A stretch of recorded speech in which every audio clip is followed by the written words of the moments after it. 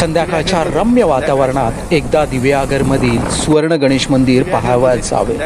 जायच्या अगोदर संध्याकाळ झाली असल्यामुळे संध्याकाळचं अद्भुत दिसणारं सुवर्ण मंदिर पाहत राहावं. गणेशाचं चारी बाजूनी अक्षरशः सुवर्णात मढलेलं वाटतं.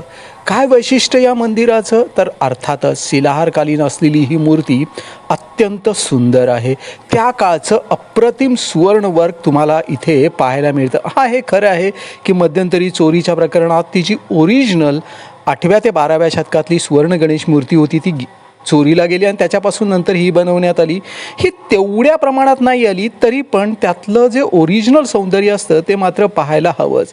मंदिरात प्रवेश करता क्षणीच तुम्हाला त्याच्या अस्तित्वाची, त्या पुरातन मूर्तिशास्त्राची कल्पना येऊन जाते.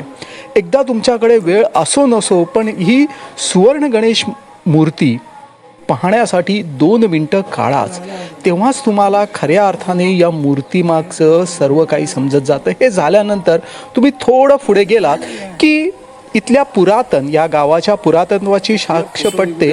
ती म्हणजे इथे एक निजामकालीन शिलालेख आहे, तो पाहण्यात. तोही व्यवस्थित पाहून घ्यावा.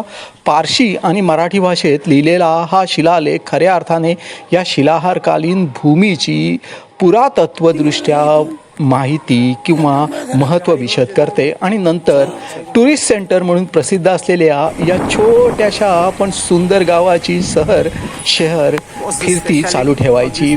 इथलं अद्भुत सौंदर्य पाहत आपण फक्त